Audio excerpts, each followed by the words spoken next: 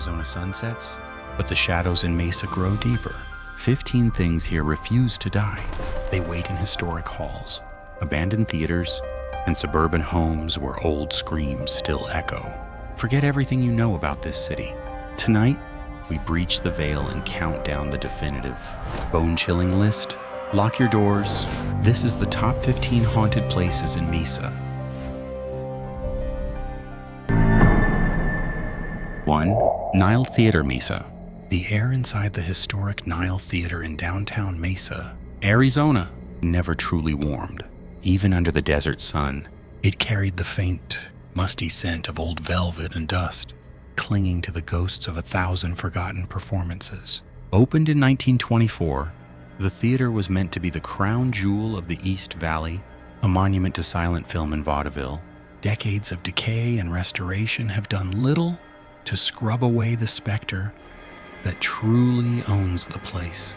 The Phantom Projectionist legend attributes the haunting to a man named Silas, the original film operator. Sometime in the late 1930s, during a particularly fraught screening of a forgotten drama, Silas was found dead in his booth, slumped over the massive carbon arc projector. The official report cited a heart attack brought on by the grueling summer heat. However, the recurring story whispered among the ushers is that Silas was actually murdered silenced after seeing something he shouldn't have during a late-night private showing for local dignitaries. The manifestations are specific, almost routine.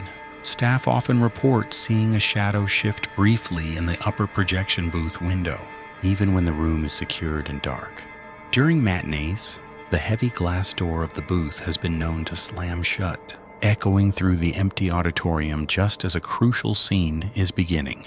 Most disturbingly, technicians attempting to calibrate the modern digital equipment have frequently found the power cord to the antique 35mm projector unplugged and coiled neatly, as if someone or something is insisting on operating the cinema using the old technology. One recent evening, a cleaning crew chief was locking up the main lobby when he heard the distinct whirring sound of film reels beginning to spin from the inaccessible booth above.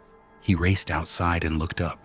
The tiny window was completely dark, yet reflected on the adjacent brick wall was the brief, flickering shadow of a massive, ancient lens bulb illuminating dust motes, casting the ethereal glow of a silent, phantom feature only Silas would ever truly watch.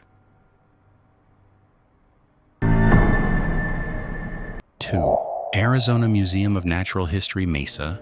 The air inside the Arizona Museum of Natural History in Mesa is always dry, filtered, and heavy with the scent of ancient dust and formaldehyde. But late at night, after the guards finish their rounds, a different atmosphere settles, a cold, damp pocket of anxiety that seems to emanate from the paleontology wing. This wing, housing the colossal dinosaur skeletons and the delicate fossilized remains, is the heart of the museum's darkness. Specifically Exhibit 4, dedicated to the ancient peoples of the Southwest. The museum stands on land riddled with history, not all of it preserved benignly under glass. Local lore tells of a catastrophic flash flood in the late 1880s that wiped out a temporary settlement near the Salt River, burying dozens, including a medicine woman whose remains were later disturbed during the foundational excavations. When the museum opened, strange incidents began almost immediately. Artifacts would shift inside locked display cases, particularly pieces of Hohokam pottery, turning slightly as if inspected by unseen hands. Curators reported hearing faint, rhythmic drumming sounds echoing from the basement archives, where the uncatalogued and often unethically sourced relics were stored. The most unnerving manifestation is the wet presence. Guards on the third shift occasionally report seeing translucent footprints appearing on the polished concrete floor near the Mesozoic exhibit footprints that seem to lead directly into the dinosaur bone reconstruction, only to vanish near the massive pelvis. The footprints are always wet, though no leaks are ever found. One terrified security officer, Frank, claimed the spectral water pooled around his ankles, icy cold, just before a display case containing turquoise jewelry shattered, the shards scattering across the floor like falling hail, untouched by wind or vibration. The presence is not malevolent, but mournful, a residual echo of the desert's forgotten grief, drawn to the artifacts that bind it to this spot. Every morning, the cleaning crew finds a minuscule smudge of wet mud, the color of Salt River silt, on the glass of Exhibit 4. They wipe it away, only for it to reappear the following dawn, a silent, damning signature of the history the museum attempted to bury beneath its foundation.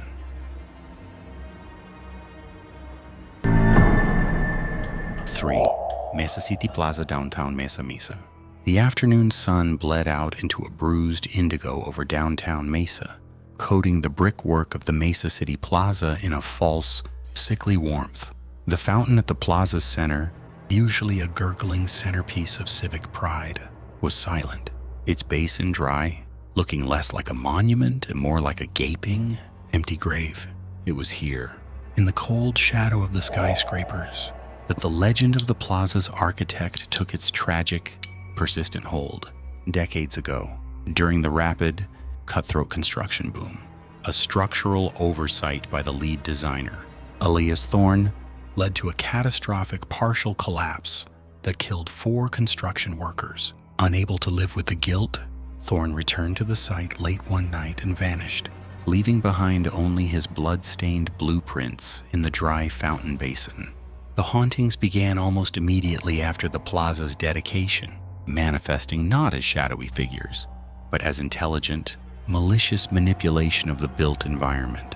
Security personnel report a consistent, unnerving pattern: doors that seal themselves from the inside, forcing lockouts that defy magnetic mechanisms, and elevators that cycle endlessly between the 4th and 7th floors.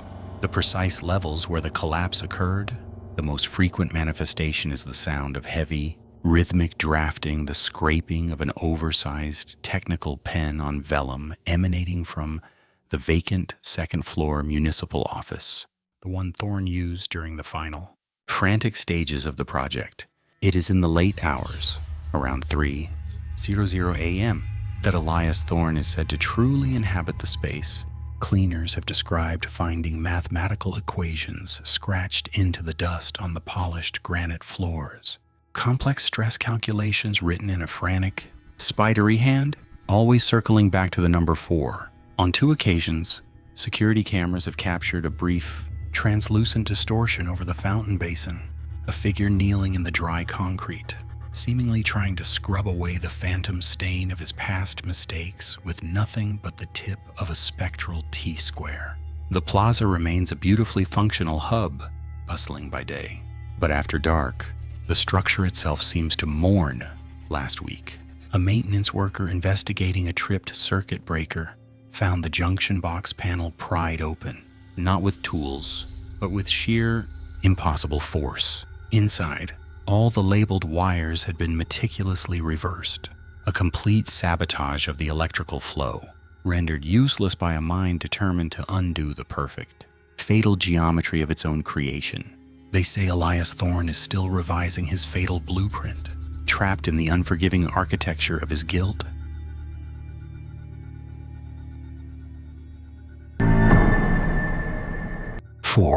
Mesa Grande Cultural Parque Mesa.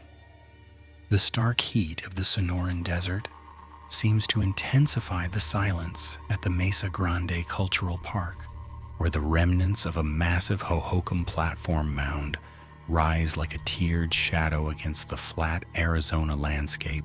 This prehistoric structure, crafted from thousands of cubic yards of hand-moved earth and adobe, is not merely an archaeological site, it is a monument to residual anguish.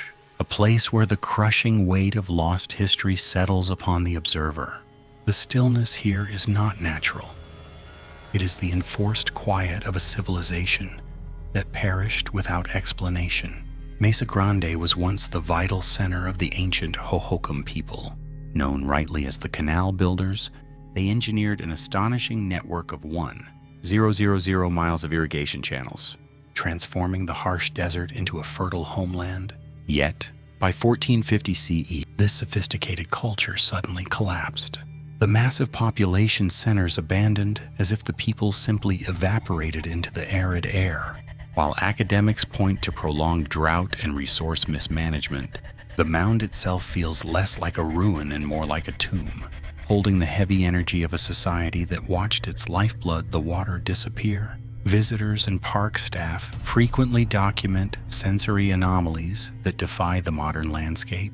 Reports detail the overwhelming, localized scent of damp earth and mesquite wood smoke appearing near the reconstructed canal segments. Often when the ambient temperature exceeds 100 degrees, acoustic investigators have recorded subtle, rhythmic, percussive sounds. The unmistakable scrape of primitive stone tools, digging a persistent echo tied to the immense labor that constructed the great mound. Furthermore, individuals ascending the platform's apex report intense feelings of disorientation and a distinct, chilling sensation of being watched from behind. A phantom surveillance linked to the ancient hierarchy that once dominated this high ground. The presence here is not malicious, but profoundly sorrowful.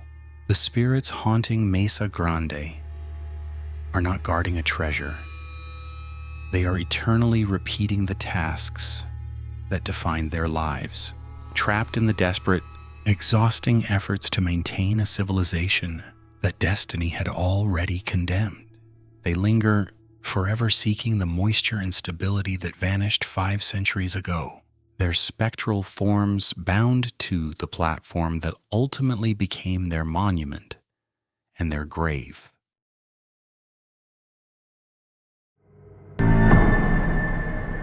Five, the Silver Key Lounge Mesa. The Silver Key Lounge sits beneath the relentless Arizona sun like a concrete sarcophagus, its interior permanently smelling of stale bourbon, ozone, and dust. Stepping through the worn, velvet curtain entrance is a disorienting experience. A sudden drop into the mid-century gloom where the shadows feel thick and possessive. It is a place perpetually operating an hour past closing time, a relic of Mesa's forgotten history that staff often claim refuses to fully empty. Even after the last patron leaves, the true darkness rooted itself in 1947, shortly after the death of the founder, Elias Vance. Vance, a meticulous and paranoid man, was rumored to have died not by illness, but by calculated choice. Legend holds that Elias, fearing the government would seize his illicitly acquired assets, sealed the door to his private office, and then voluntarily locked himself into the basement cold storage, disposing of the silver key into the concrete foundation. Modern historians dismiss this as local lore, yet the atmosphere suggests a permanent resident remains. Witnesses report a profound sense of claustrophobia that intensifies when the bar lights dim.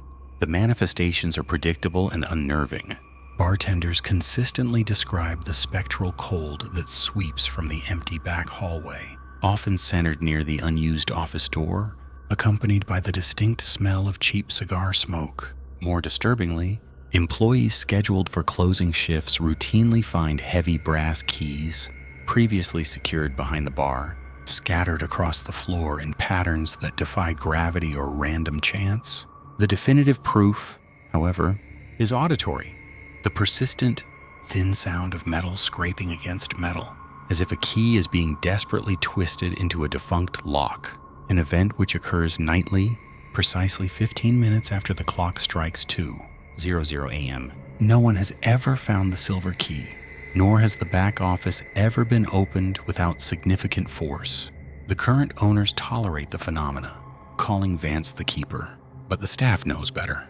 They are merely tenants in a space meticulously guarded by an entity whose sole remaining purpose is to ensure that no one ever enters or leaves the Silver Key Lounge without his permission.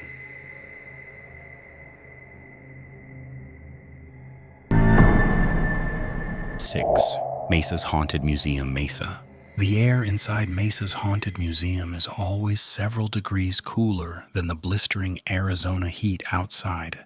a phenomenon staff attribute not to the climate control, but to the pervasive, lingering cold of its unfortunate history.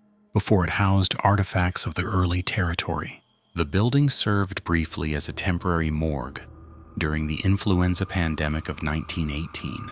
Though records from that era are sparse and contradictory, the persistent local legend claims that the sheer volume of undocumented deaths left a psychic residue that never dissipated.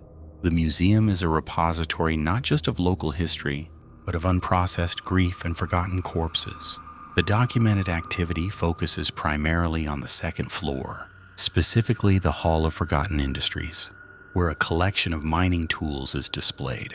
Numerous staff members and outside paranormal investigators have reported anomalous temperature drops in the area surrounding a rusted ore cart, often plunging the ambient temperature by 15 degrees in seconds. Security footage has captured disembodied shadow figures moving rapidly past the camera lens after closing hours, always appearing most solid when the museum is completely silent. Witnesses frequently report the sound of heavy, dragging footsteps above the exhibit, even though the ceiling holds nothing but ventilation shafts. The most unnerving element is the intelligent interaction observed in the Victorian-era exhibit. Artifacts, specifically small porcelain dolls and medical instruments under lock and key, are frequently found subtly repositioned inside their cases when curators arrive in the morning. On multiple occasions, voice recordings have captured a faint, distressed whispering sound identified only as a residual lament, often repeating the phrase, "I am owed." The phenomena demonstrate a territorial quality, aggressively discouraging any attempt to inventory or move specific items linked to the pandemic years. Visitors are consistently warned that in Mesa's museum, the history is not merely preserved, it actively observes. The dead hold the keys to their own exhibits.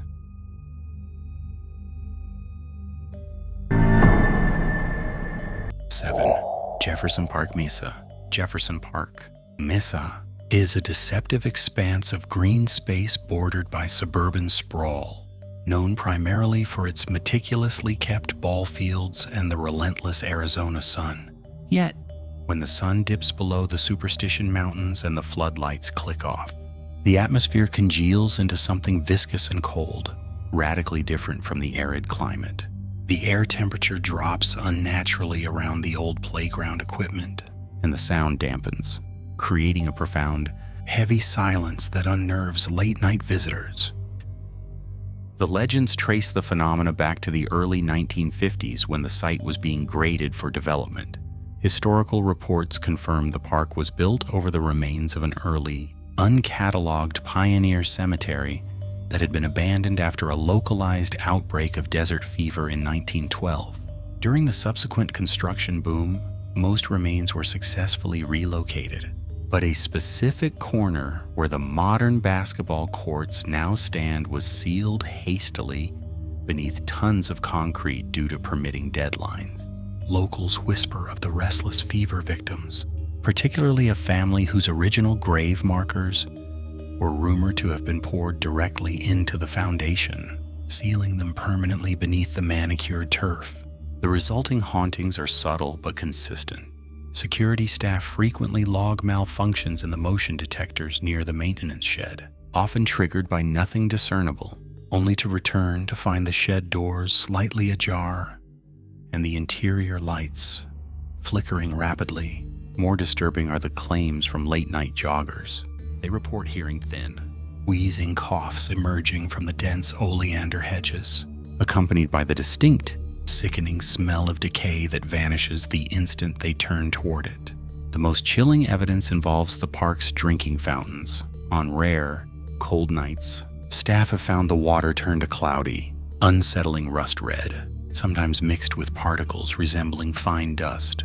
Though testing always proves inconclusive, maintenance workers approach Jefferson Park after dark with a profound reluctance, knowing that the perfect suburban park is merely a heavy lid clamped down on a history that refuses to stay buried. When the wind picks up and rattles the chains of the swing set, Residents know it is not the breeze making the sound, but something struggling beneath the concrete, trying to claw its way back to the surface, seeking the dry, burning relief of the desert sun it was denied.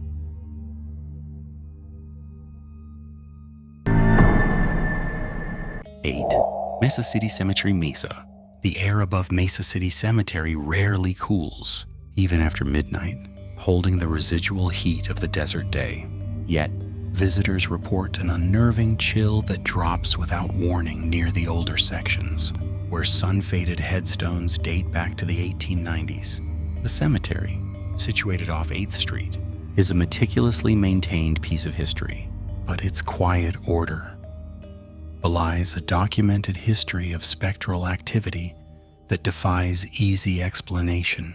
Security and local history enthusiasts have cataloged decades of consistent, unsettling claims that suggest many of Mesa's earliest residents remain physically bound to the grounds. The legends generally converge on a specific area near the western wall, an unmarked section believed to contain the remains of early settlers who succumbed to an unidentified epidemic in the 1910s. Due to the emergency nature of the burials, some believe these souls were interred hastily, their spiritual identities unacknowledged. The most frequently cited apparition is that of a woman, dressed in period clothing, often seen kneeling and rocking slightly near a pioneer grave marker. This figure is invariably accompanied by soft, persistent weeping that seems to hover just below the threshold of human hearing. Security patrols have logged numerous calls reporting this audio manifestation, only to find the area deserted and unnervingly silent upon investigation.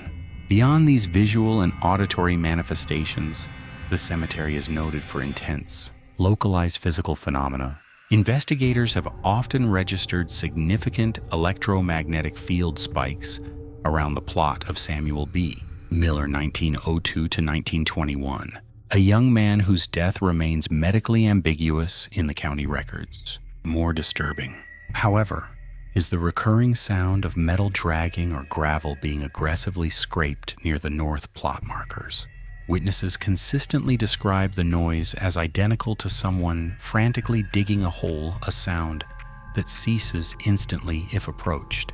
One groundskeeper, having worked the property for 20 years, refused to enter the cemetery after sundown following an incident in 2018 where he heard the frantic digging immediately behind him, but saw nothing but shadow, confirming that the oldest residents of Mesa may still be struggling relentlessly beneath the desert earth.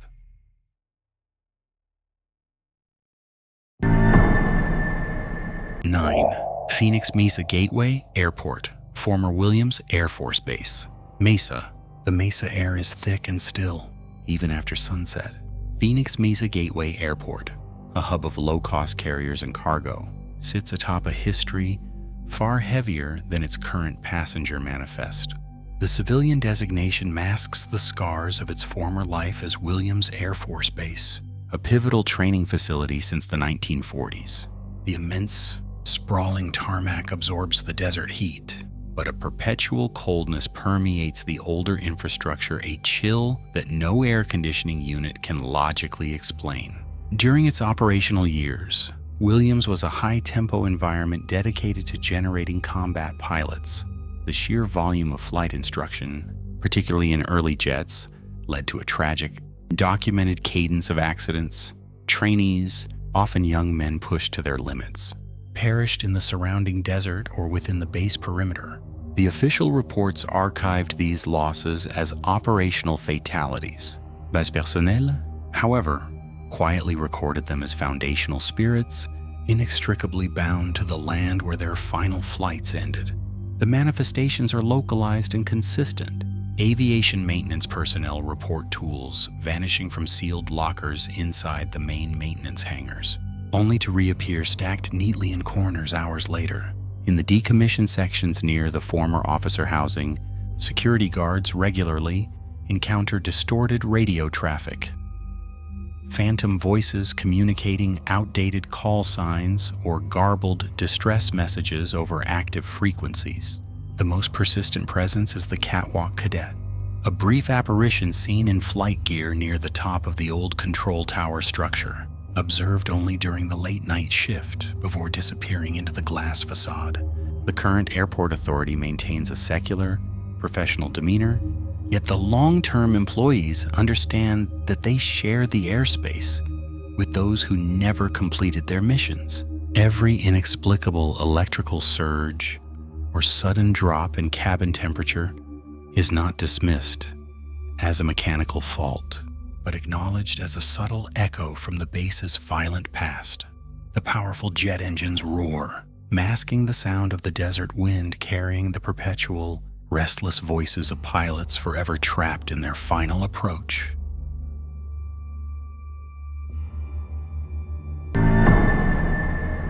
Then, Mesa Historical Museum, Mesa. The Mesa Historical Museum sits low beneath the glare of the Arizona sun, an archive of forgotten dust and heavy silence. The air inside is always artificially cold, a necessary preservation measure that does little to mask the deeper, organic chill associated with the place. For decades, staff and volunteers have tacitly acknowledged that the priceless artifacts are not the only things stored within the historic Serene House and the main exhibition hall. The museum holds a powerful residual anxiety, a constant low-frequency pressure felt most acutely after closing hours. The primary source of the disturbance is attributed to the enduring melancholy of Eleanor, a distant relative of the original landowners who worked as an unpaid docent until her death in the late 1940s. Eleanor possessed a possessive, almost jealous attachment to the collection, believing the modern interpretations cheapened the sacrifices of the pioneers.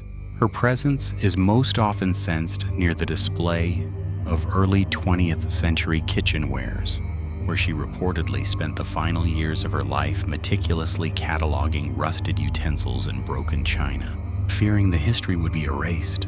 The phenomena are rarely violent, yet consistently unsettling.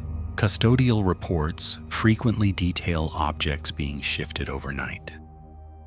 A bonnet tilted slightly on a mannequin, a leather-bound diary opened precisely to a blank central page.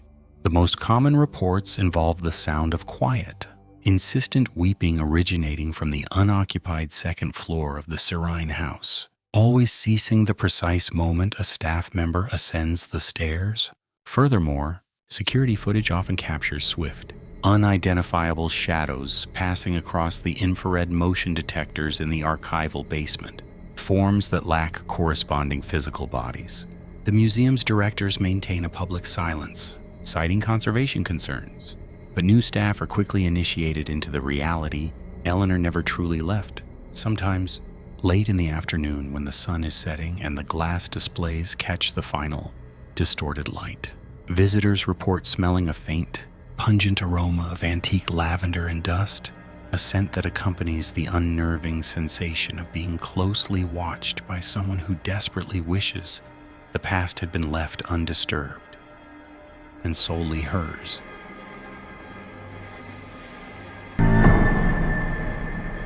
Trees. Serene House, Mesa. The Serene House stands baking under the Arizona sun, a monument of varnished redwood and trapped time at the corner of Main Street. Built in 1896, it anchors Mesa's history, but preservation efforts have done little to quiet the restless energy contained within its Victorian walls. The building carries the residual scent of 19th century domesticity dust, old lace, and something vaguely metallic like dried sweat. It was the ancestral home of the Serene family, a place where generations were born, lived, and suffered the oppressive heat of the desert and the harsh realities of early frontier life. This history, the current keepers maintain, is not merely recorded in ledgers, it is still actively moving through the rooms, demanding recognition long after the family line vacated the premises. The most persistent activity centers on the second floor, specifically the master bedroom and the adjoining nursery. Researchers monitoring the property have recorded clear instances of disembodied footsteps pacing the hallways after closing hours, sounds too heavy and deliberate to be mere settling wood. Visitors frequently report a sudden, profound drop in temperature near the preserved kitchen, often accompanied by the distinct, fleeting aroma of frying onions or stale rosewater, only for the scent to vanish moments later, replaced by the sterile smell of disinfectant. However, the most chilling phenomenon relates to auditory evidence collected by professional investigative teams, the unmistakable sound of a small child weeping inconsolably. These sensitive recordings often capture the faint, high-pitched cry ending abruptly, as if a small hand had been quickly clamped over a mouth to silence the distress. The serene house does not produce violent hauntings, but subtle, unnerving ones that erode the certainty of the present. Staff routinely find objects relocated or delicate artifacts slightly skewed, defying the locked doors and monitored entrances. The terror lies in the documentation of absence. Motion sensors on the main staircase consistently trigger between 1:00 a.m. and 3:00 a.m., yet security footage shows only the empty treads bathed in deep shadow. The Historical Society insists the house is merely a static piece of architecture, yet the persistent cold spots linger, and the silence, when the sun finally sets, feels less like peace and more like focused, patient surveillance from the last century, waiting for its story to be truly understood.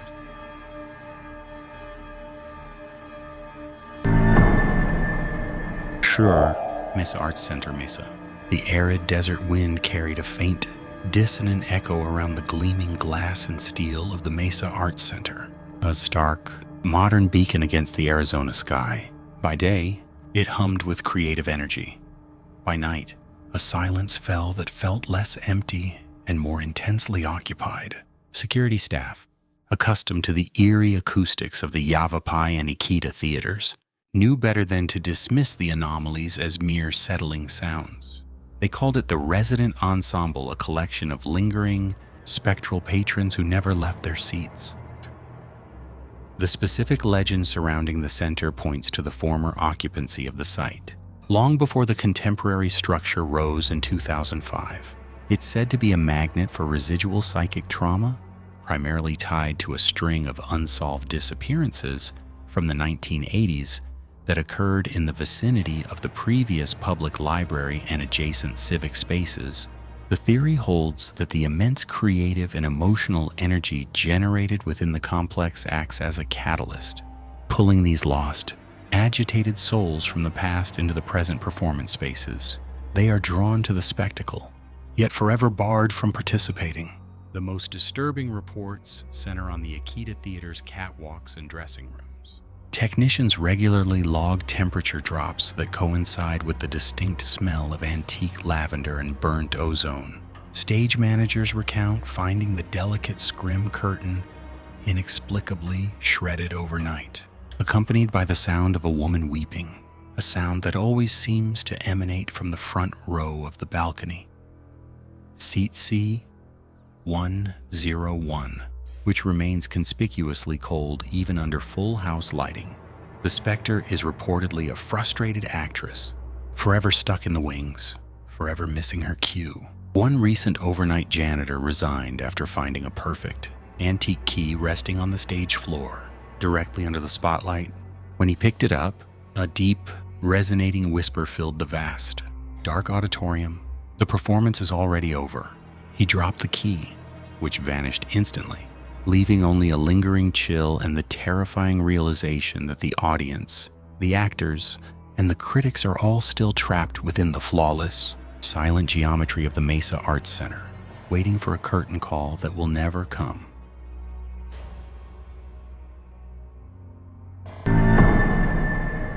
Shusan, Sanctum of Horror Haunted House Mesa.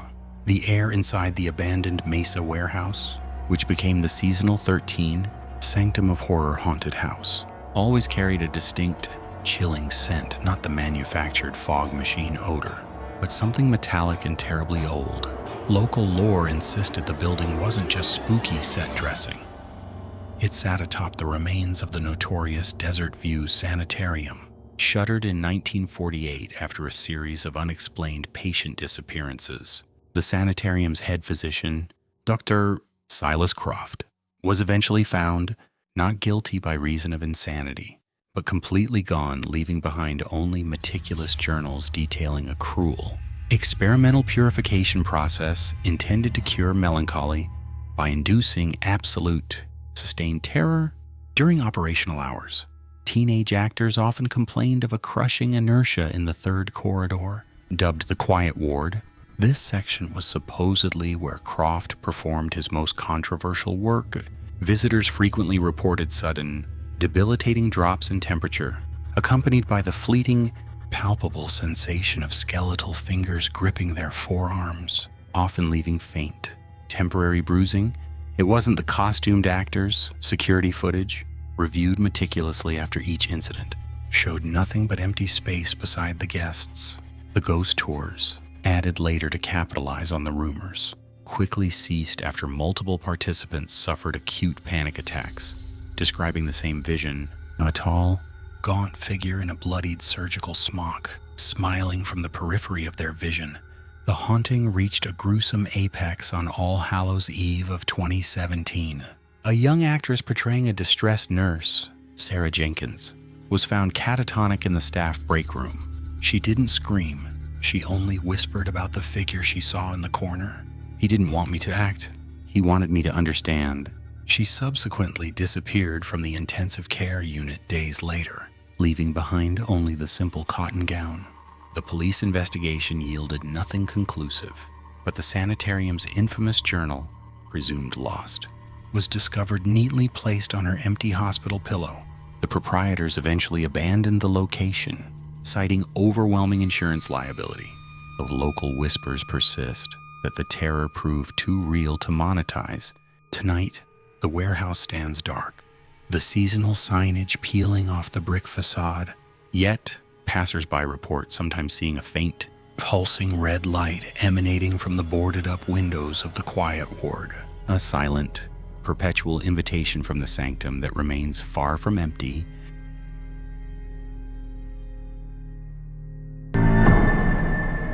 Scarizona Scaregrounds, Mesa. The desert wind at night doesn't just cool the skin, it scrapes it raw, carrying the fine, red dust across the sprawling concrete expanse of what was once the Scarizona Scaregrounds in Mesa. The county condemned the property after the incident in '98, but the structures, the plywood labyrinths, and painted facades remain, fading monuments to orchestrated terror that now host something genuinely unplanned. Local legend pegs the haunting to a former aircraft scrapyard that occupied the site before the seasonal attraction was built. Specifically, they talk about the Boneyard Baron, a mechanic who allegedly succumbed to heat stroke and dehydration while trapped inside a decommissioned, riveted aluminum fuselage. His body wasn't found for days, and the extreme Arizona temperatures baked the remains into the metal. When Scarizona took over, they unknowingly incorporated the husk of that plane into the design of their premier attraction. The Inferno, a fire-themed scare maze built largely from reclaimed metal. The most consistent report from maintenance crews before the shutdown and now from trespassing urban explorers is the smell. Not the sulfur and burnt sugar of theatrical fog, but the acrid, metallic tang of superheated flesh. Visitors inside the Inferno would complain of an inexplicable, severe pressure drop, sometimes accompanied by the faint sound of rattling tools and a low, persistent humming sound like cooling turbine blades. Security footage, grainy and fragmented, occasionally captures a distortion in the air, a shimmering heat haze that moves against the physics of the ambient temperature, particularly around the narrow, aluminum-lined hallway that was once the plane's aisle. They say the Baron is still trying to get out of the heat. If you stand near the main entrance just before sunrise, when the desert air is coldest, you might feel a sudden, intense warmth radiating from the abandoned structure, followed by a silent, searing emptiness. It's the sensation of being looked at through the distorting glass of an oven door, a lingering thermal echo proving that some terrors once built into the foundation can never be dismantled. 15. Dobson Ranch Park, Mesa.